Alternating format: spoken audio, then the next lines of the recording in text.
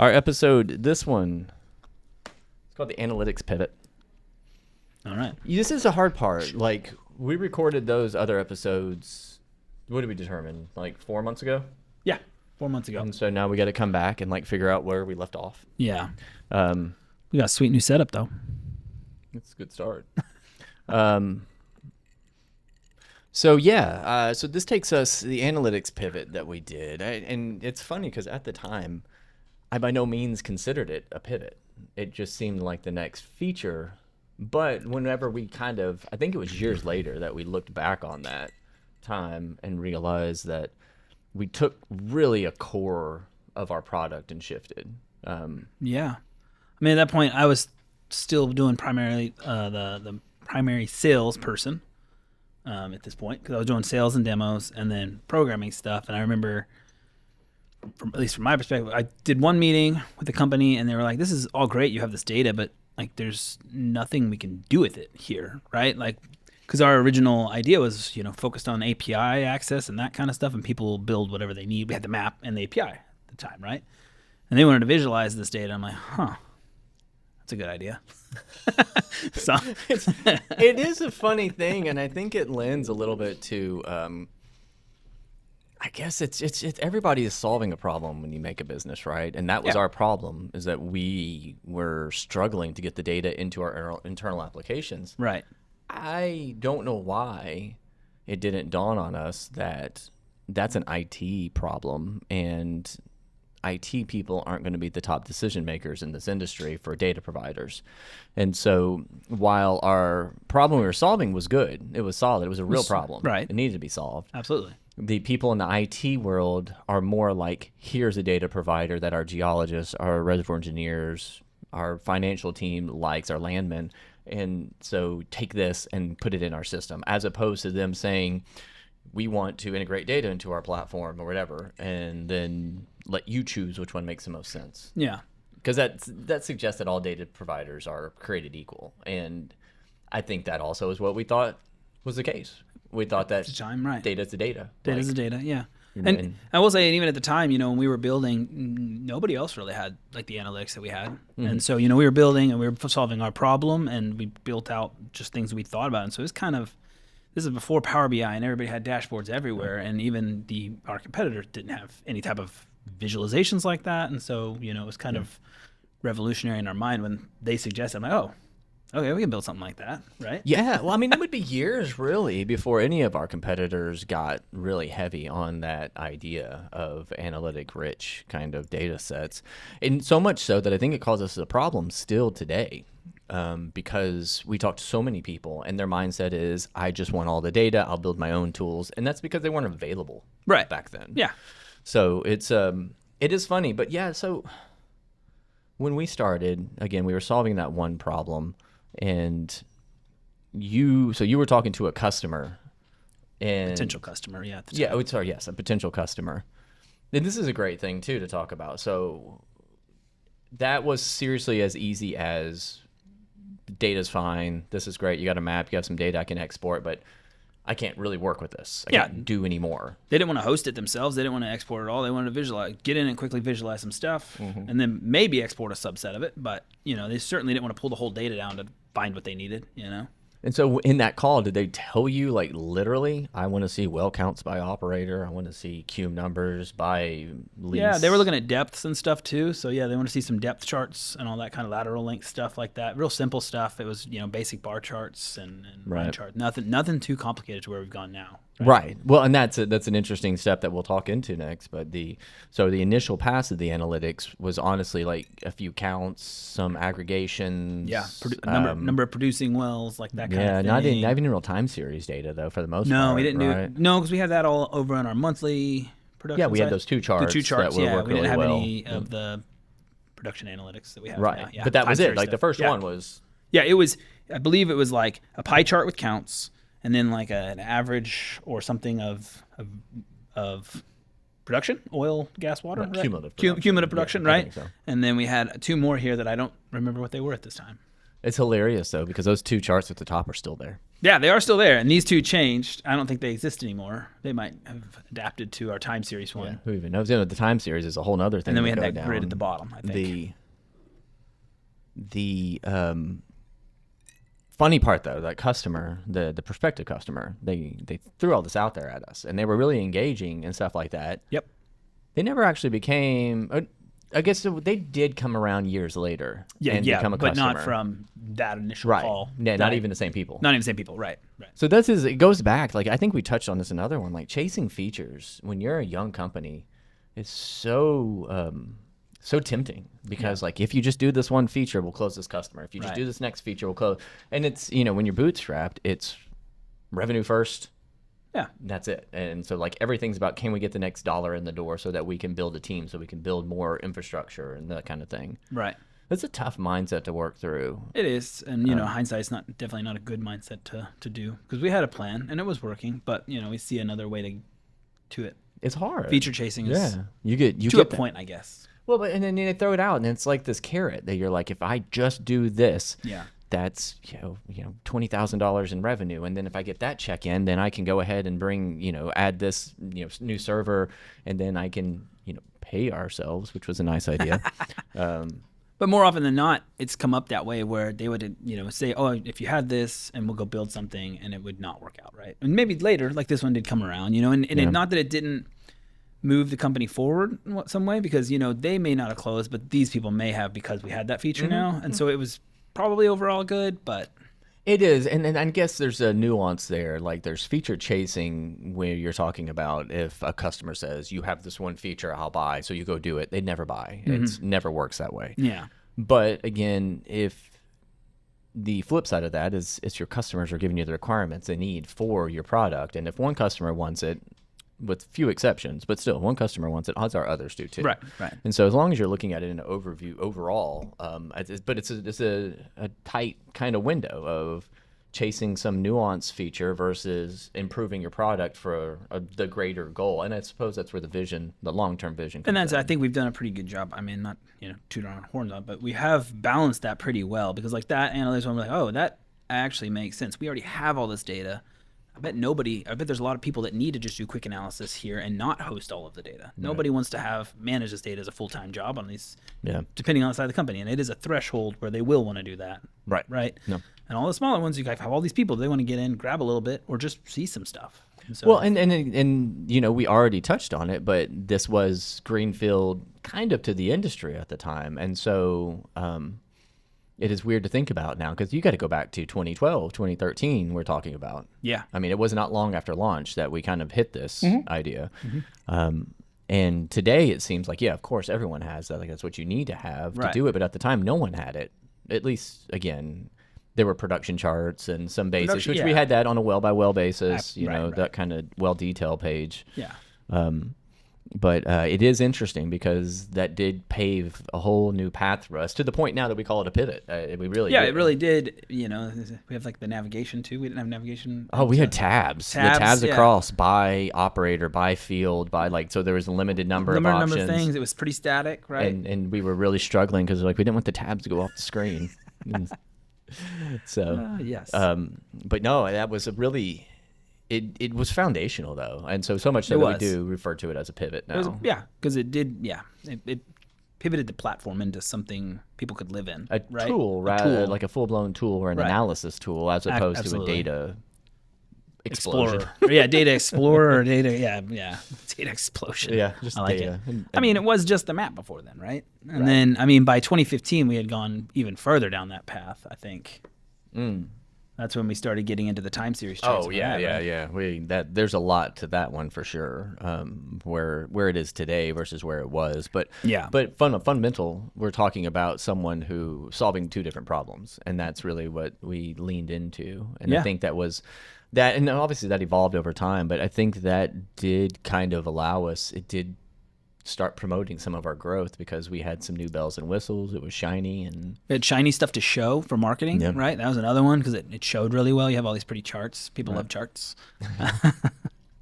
And pictures. It proves that you have the data. It also, you can really show all of the data you have in that way too, and its accuracy, start seeing trends and stuff. It becomes really a useful tool beyond just where. I remember it being so hard because it showed all of the problems in our data. And it's like first once it you did. start plotting it, and all of a sudden you're like, why is the scale of this chart completely absurd? And it's because you have a 45,000 foot measure depth that's thrown in with all the other 5,000s. And anyway, Yeah. and so, but it's one of those things. It was a chicken and egg. We were like, oh crap! I guess if we have this tool now, we've got to go back and revisit all of these data weirdnesses. And I think that did drive our exploration of all the problems in the data. Yeah, absolutely, because it became put them front and center, right? Because you could see them all of a sudden, and like, okay, these charts don't look right. Oh, the data's bad underneath it. Exposed it right away. Right. And you can't have that. So that started driving home our dive into increasing data quality and uncovering a lot of state problems typically, right? Well, I mean, that's what a lot of it was. But Absolutely. Well, and that's the thing about like new data providers. We were talking about this just earlier, that these people, they've kind of come and gone since we've been here, and you can see why they came and went, because they just had that same mentality we did. Let's just go grab the data and throw it out there. And we did that. And then once we made the visualizations around it, we started to recognize how poor quality that data was.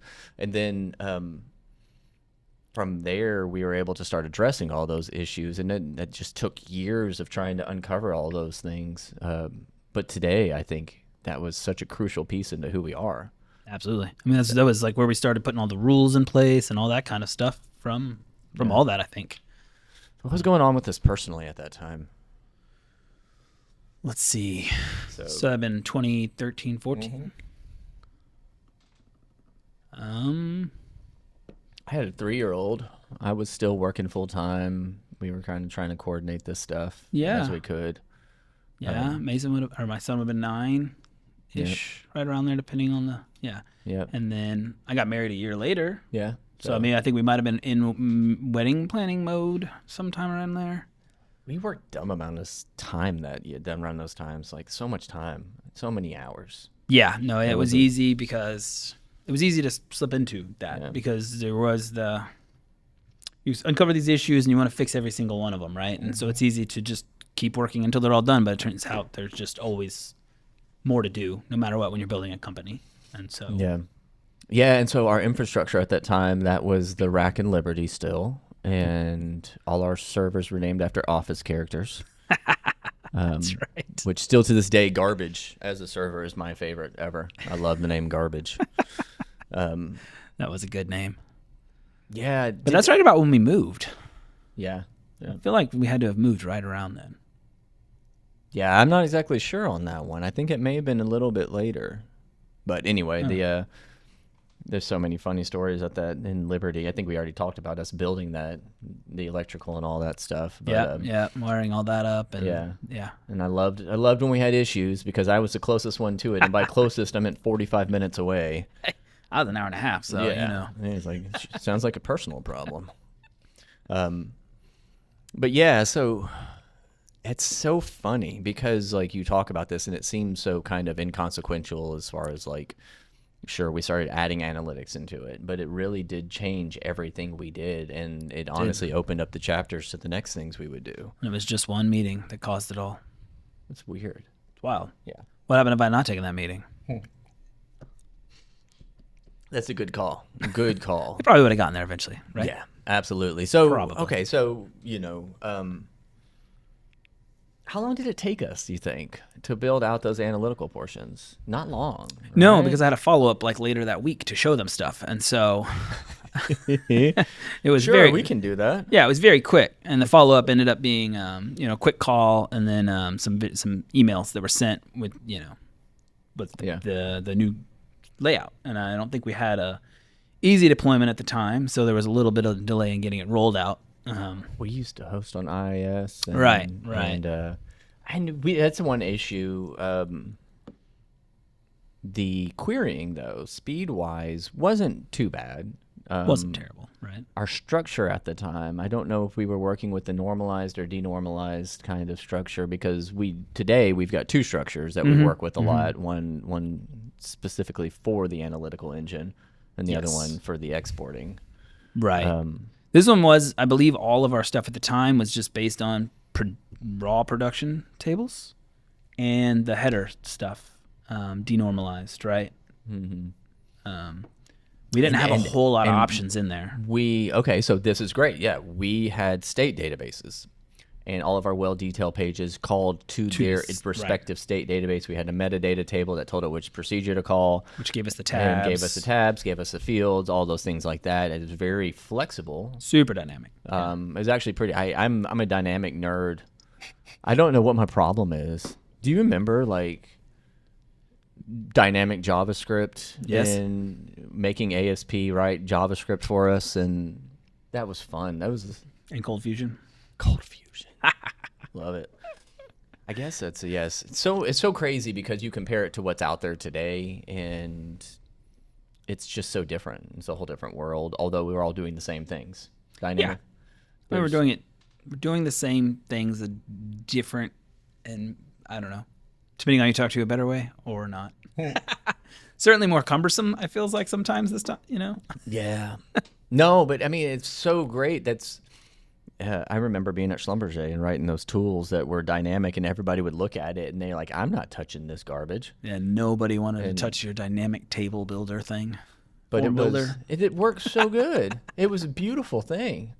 Anyway, It was very cool for its time. It was impossible to maintain at the time. so cool. Oh, and like hidden. Anyway, sorry, that's tech stuff. It goes too deep, but we were still in a pretty rudimentary infrastructure at the time. We only had one, and so I guess that was part of our hurdle for the analytics engine, because we actually created a view across all tables. Oh man, we did. And across all databases, State databases, for yes. the well records, Right. that then we could run on analytics. And so it actually worked okay. Yeah, it worked fast enough for what we were doing. Right. It wasn't until we wanted to go further with the analytics that we had to do more. Right, and we had to roll that in And within. now, obviously with rolling into the permanent Right. analytics and all that stuff. So. Well, and the production data is its own beast.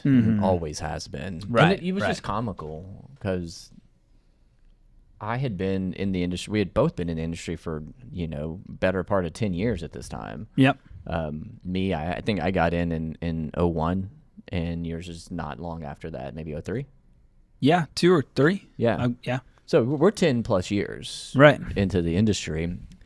And I had this realization that I never actually touched production data prior to that time. It was, logs, Right. Right. frac Same. data, even some limited seismic stuff, but Yeah. never production. Production data. Yeah, it just wasn't where we were. We thought, personally. in our brains, it was like, it's just time series data. Whatever. Who cares? Just didn't realize how much there would be of it. Yeah, that's right. No, when it comes down, even today, it is not even close what the second level of data might be behind production data. Right. It's going to be maybe frac ingredients would be number 2. Yes. But we're actually challenging some of that with some of our orders that we're doing now. Order generation stuff is actually a pretty big data Pretty set. big one. Yeah. Yep. Yeah. So, but production is still number 1, which is a great way to segue into the next part, because we do this, we start building this out, and we start getting some people looking at it, and that's nice. I was working at New Tech at the time, and Josh obviously worked at New Tech with me prior to that. Sometime now, we're talking like years and years later. Yeah. But then I talked to Alan Howard there, and I let him know, like, hey, this is actually gaining some traction here. I wanted to let you know I started this, with Josh on the side. It was all around trying to be transparent. And that was my worry, that they would be like, I don't know. I just thought, claim ownership or like. yeah, I mean, it never was know. just up to that point, it had been kind of a nights and weekend thing, and like, was this going to be something we did? Was it not? Right. It was still up in the air, which is crazy to think how much time we put into it and still not had this like, yes, this is what we're doing. It's a hobby at that point. Right? Yeah, a little bit, but so I talked to him about it, just because I thought it was time, and I think our revenue. We talked about our first customer before, but by this point, we started to build a little bit of a base. Still not quite enough to pay the bills, but in starting to give us small amounts of salaries that we can work with. And afford additional computers, infrastructure. You're still consulting on the side. Right. I'm working at New Tech. Right. And that's why I really wanted to bring that up, because, to bring it up to him, because I thought it was important that, once this hit a point, like I needed to be upfront, because else it's going to bite me later. Right. And so that was actually really, at the time, Alan and I had a great relationship. And so it was easy, and we brought it up, and he immediately was like, well, how do we use this at New Tech? How do we integrate? I mean, he made he didn't hide the fact that he thought that they should just buy it from us and make that into what they did. Yeah. Which, of course, we were like, well, let's as long as you're okay with it, that I'm doing this. And he was. He actually I asked him directly, is this okay with you that I continue to do this on night and weekends? He's like, yes, but I'd like to potentially work together. Right. And so we did. We started kind of working with New Tech, and we had some really great conversations with them. And we even started doing this agreement where we were building out New Tech's data into WellDatabase with the idea that we would surely be merging all these together at some point. Right. And so when that all kind of came to be, we started talking more and involving the reservoir engineers at New Tech with what would be our production analytics. Right. You remember how that kind of went down? Which part? Well, it was so crazy, because I remember so clearly that we were sitting there and they're like, okay, we want to see this, we want to see that. And of course, like, reservoir engineers, production engineers, they love to see these like charts, to me, that are worthless. They're like just so much data slapped on a chart. Right. And you're like, you can't see like every production point. Yeah, you can't see anything here. Right. And they're like, no, I just need to see kind of the trend. And I'm like, well, look at an average, look at a percentile, look at anything but this mess of data. Right. But they weren't used to it. And so yes. When they were using desktop tools, which make it easier. We were web-based at the time, which, has inherent limits. Yeah, and you take this is 2025, right, and you're talking about 2014, 2013, 14 in there. As much that was good there, it just still was nowhere near where we're at today. Right. On some of those things. Absolutely. But we sit down, and of course they have these requirements, but they really pressed us on it. And this something that I always took from Steve Jobs' kind of thing about how much the engineers really had a hard time with him, because he would ask them for things and he'd say it was impossible. And he would say, I don't care, do it anyway. Yeah. And they kind of did that to us. A couple people there were like, I want to see this. And we're like, well, it's a web thing. Like, it's going to be too much memory. It's going to be too hard to query. It's going to be too slow. Yeah. And like, no, we have to see it. And we're like, well, let's get creative. And we did. Yeah. And we were able to accomplish it. So again, it's like one of those things, you sit there and say, no, you can't do this until someone says do or die. And you're like, well, so we went after it and we figure it out. Yeah. We made it happen to we couldn't get every point, but we were able to find a happy medium, right? At that point, I believe we ended up doing like 4,000 series or something like that. We maxed out at. Something like that. But at the end of the day, our ceiling was more around the end user and not what we could do. Oh, absolutely. It was to keep us from crashing their browser. I mean, I can throw all the data at it. It's going to take forever to render. And when did Chrome? Do you remember when Chrome came out? Was that in 10, 8, 9, 10? Yeah, something like that. In there. I was at New Tech, so. Yeah, so 7, 8, maybe. 7, 8, yeah. It used to be good. So that was really good. The New Tech part was really cool because it kind of helped drive some of those things. I remember I went to NAPE with Alan. Oh, yeah. And we showed off a few customers about how it was, a few of their customers, how it was going to go. Everybody was really excited about the idea of merging those two together. Mm-hmm. The analysis that New Tech did and the production data that we were pulling and marrying it all together was really a thing of beauty in most people's minds. And so that was so promising. I think I got myself really geared up like this was where we were headed. Yeah, I think we maybe both did. Yeah, and we were growing things at the time, and so I think this was, now we're fast forwarding all the way to maybe 2015. Okay. And I went and I quit. You did. You quit right there. I was like, when was it? Like beginning of 2015? Yeah, very like beginning. March. Like March, right? Right. Okay, yeah. And so I quit, and again, it was a very cordial thing. I was going to stay on and consult with them, and that was going to help cover, bridge our gap because we still weren't bringing in the revenue. I mean, I was VP of information technology there. I was willing to take a cut for what we were doing, but it was, it helped. The consulting helped. You were still consulting. I was consulting. Yeah. We were working on that. And it was, to me at least, it was so meaningful to actually get to quit my job and do that.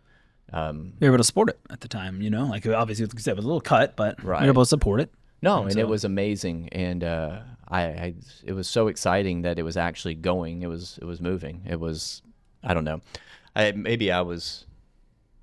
guess I always thought it would eventually, but like that step seemed ginormous to me. Yeah, So, when you start, it seems forever away. I mean, it's a steady growth. Even with steady growth, I guess it's still takes time to get there.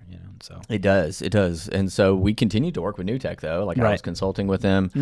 We were working on this project with them to do this integration. Like things were really firing on a lot of cylinders, and we'd actually even come to an agreement for New Tech as a customer of ours. So they became a customer, yeah, that's and driving our partnership kind of together. yeah, It was all in one. And the biggest problem with that is that I was pretty close with Alan at the time, and we were like, do we need to put a contract together? It's like, yeah, we need to do that, but we'll get to that. And so anyway, we'll get there. We did, yeah, we'll get there. But like, I mean, they were paying us, we were delivering, we were going back and forth. They were giving us new requirements. We were delivering those. They were paying. It was a great relationship for a minute there. Yeah. And then it fell apart. It did. And that was, but yeah, that absolutely was probably the biggest kick in the gut because we had so much momentum going.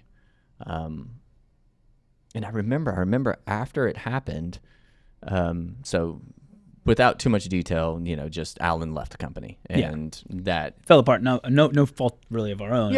Alan left the company, and so, but he and I had a conversation. It's like, we've talked about doing this agreement. He's like, if you'll just put it together and give it the date when we said we would do it, we'll both sign it, and it'll be in place. Yeah. And I, in my infinite wisdom, was like, yes, but. I don't want the existing management to feel like this got shoehorned in on them and be pissed that they're having to deal with this. I was like, I'd like to go ahead and I knew all these guys. I thought this would be no problem. Like easy. It's just this is where we're going. It's a formality. Guys. Everybody's happy about it. This will all work great. Let's just keep on rolling. And I was so wrong. Very on wrong. That. They said no. They wanted to shake everything up at that point. It seemed like, right? Yeah, they chopped it. And then basically immediately after that, cut any consulting I had with it, and it went just to nothing. So my income, we had this kind of balance, and like a big chunk of it all went away. And that contract we have with them was a nice contract with us. It helped us write checks and things like that. Yeah. And that went away. And to me, that has to be the absolute lowest point that I can recall from the WellDatabase history. Yeah, I think so, because we were like flying high, and then a bunch of wind, not all the wind, but a good chunk of the wind out of our sales, right? It was the agreement we had, without stating the exact numbers, was about a third of our revenue. Yeah. And then there was one other company that we were working tightly with. It was a frac company out of Denver. Oh, yeah. And they had to suspend what we were doing as well because there was a whole recompletion focus thing that kind of lost favor with the management. Yep. I forgot that was at the same time. Yeah, they would be selling soon, and that was part of it. Yep. So those two together accounted for about 40% of our revenue. Yeah. And I just quit my job. Did I mention I had 5 kids at this time? And I was buying insurance off of the marketplace. Yeah. Which wasn't cheap still. It was like $2,000 for a family plan. Which I say that, and at the time I was like, good Lord, that's expensive. And it's only gone up It's now. double that now. Yeah. So, but man, that is, I mean, and then you might have, your opinion could vary, but to me, that was like the only time that was like, I don't know if this is going to go. Like, I don't know if I can survive this. Yeah, it absolutely was. I mean, I thankfully still had some of my consulting stuff, so we were able to, bridge my part. It definitely was a sink or swim thing, though, because we had yeah, it was painful. It was, and I had just, and oddly enough, this is so weird, but the only saving grace for me is I just moved to the Woodlands at that time. I had sold my Oh, house. yeah. That's right. Oh, yeah. And we had started renting a house because we just weren't sure where we wanted to live in the Woodlands and what that was going to be like. And so we were like, let's try renting here, renting there. We were planning on being over by the waterway, which we thought would be a cool area. I'm glad we didn't go to Riva Row. But anyway. Those are nice houses, though. Yeah, they're cool and everything. But luckily, this is a double-edged sword. I had a good amount of money in the bank from selling my house. And that's the only thing that kept me from getting another job at that time. The only reason that I didn't, because I had that money. Savings. And I spent it all. I had to. That was my survival for 6 months. Right. That's all I got $0. That was all we lived off of. And my house did not sell for that much.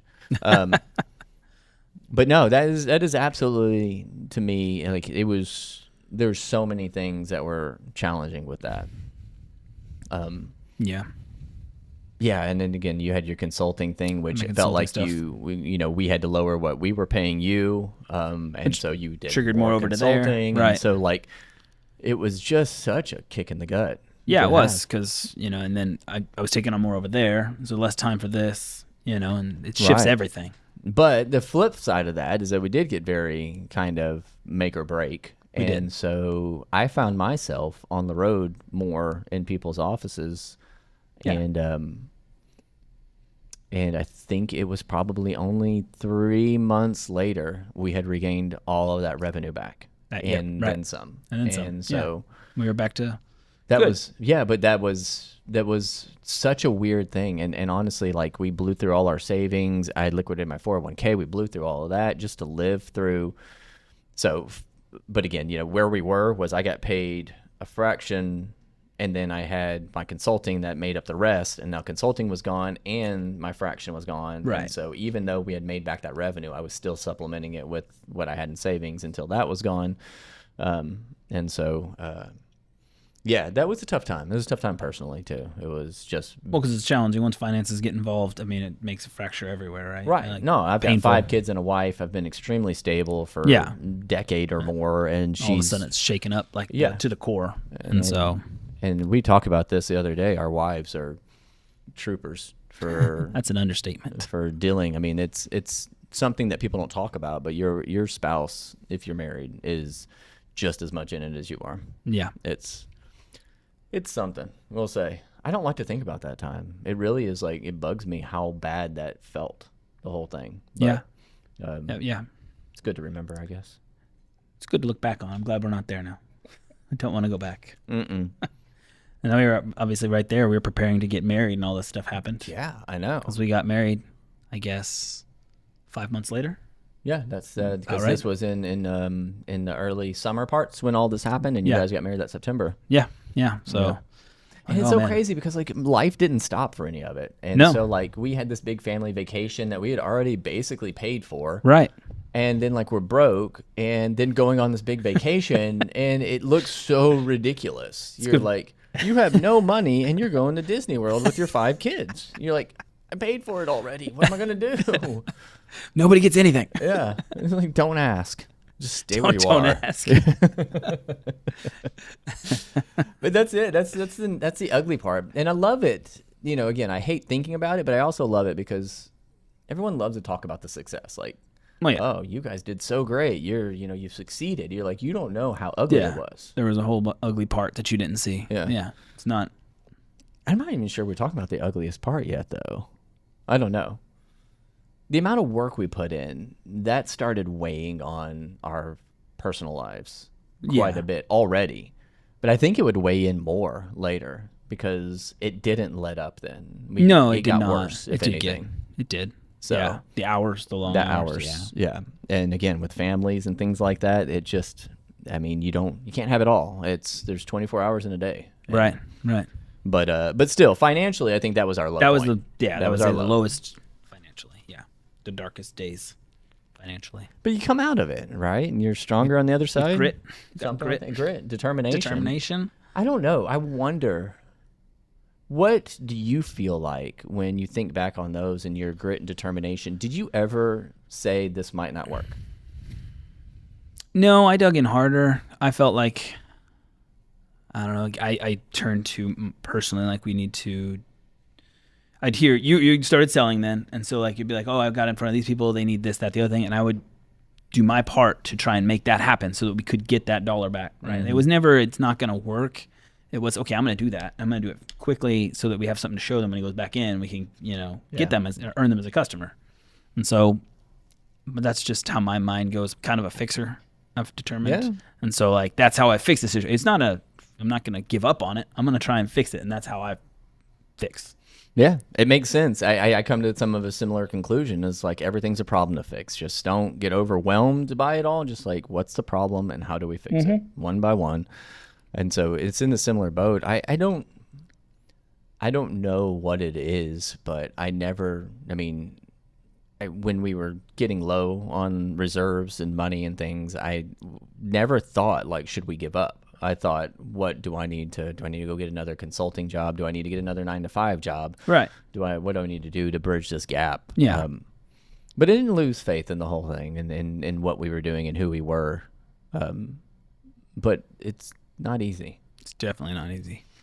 But, I guess the takeaway for me is if you got something and you really believe in it, you are betting on yourself. And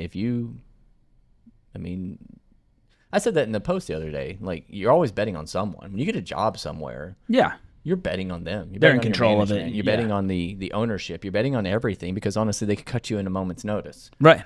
And so you're making a bet that I believe we're the direction of this company. I believe in the people in charge, and that I will move forward with that. And the only difference is we were betting on us now. I bet that we have enough to get through grit to get through it. So in the kind of, I think we've done this on some of the other ones. Looking back on it, what would you have done differently? Man, I guess I probably would have just jumped in to try to help sell more, because I focused on the fixing, like I said, and I guess I could have been pounding on the pavement more myself at that time. I had shifted to let you do it, but I put it all in your court. There was nothing we could do to prevent the collapses that happened, but maybe I could have helped build it back faster. I think, I don't know. I don't know if that's even, again, we go back to our network. Our network sucked so bad at the time. Right. We were both just beating our heads against the wall, trying to get in front of people. We didn't know anybody. So, most of our stuff at the time was inbound, right? That's what it had to be. All of it. To that point, though, I can't pick one thing that I would actually change once we were where we were at. We did put a lot of eggs in one basket, and I don't know if that was a bad thing because it was opportunity. Right. I was going to say is we had too many eggs in one basket, so maybe that was my other thought, was we could have spread it out a little bit, but honestly, that was easier said than done. Well, and especially whenever you've been going at it a little bit and someone offers you this shiny nickel, you're like, I'm going to take that. Right, that's going to be great. That's going to be transformative to our business and my personal. This is going to go up from here. And, I think we explained it well, that there's no reason to think it wouldn't have. No, yeah. It was all aligned. It's outside forces. But it's a great story. And, honestly, my wife and I, we talk about it now a lot, and it was so hard at the time, but we completely shifted our entire way of living when that happened. Because, again, we just went from being pretty comfortable in life and like being a little bit excessive, maybe a little bit kind of careless with our money and things like that, to like there's nothing to be careless with anymore. And so we completely shifted our mindset. This is when my wife started thrifting for all of our kids' clothes. It's when we started, we sold all of our new cars. We bought used cars, and we simplified a lot of things. And again, we talked about it. We spent all our savings. We spent our 401k, and we went into debt doing it. But we had our backs against the wall, and today we reap so many benefits from that kind of reset we had. Yeah. So sorry if it was my fault that I needed a reset. Anyway, you engineered it. That's right. No, it just happened, and it was like, here, I'm going to teach you a lesson. Sorry, Josh, you're coming along for the ride. But no, I'm appreciative for the hard times because it makes you just so much more grateful. Right, for absolutely. what we have now. So, but no, I actually think it's a great point to wrap on. The lowest point of WellDatabase. Financially. Mid 15, 16. 15, 16. But it did bounce back so strong, and it was all uphill from there. That sounds about right. Yeah, something. All right, yeah, we'll wrap this one now. And, yeah, next we talk about our first office. How cool is that? Oh, that was a good time. Yeah, That but was we'll a good leave time. that for next. That's how it bounced back. It was, that's how much we bounced back. back. We go to pay ourselves and get an office. Get an office. A nice office. It wasn't bad. I mean, not nice. Nice for us. No, yeah. I mean, I went from nothing to a nice. I mean, an office. I mean, come on, that was cool. It's exciting. It was another kind of step. We talked about this in another episode about like we don't get the check or the dollar bill to frame. I don't know. The first office feels like something happened. Right. So anyway, yep. All right. Stay tuned.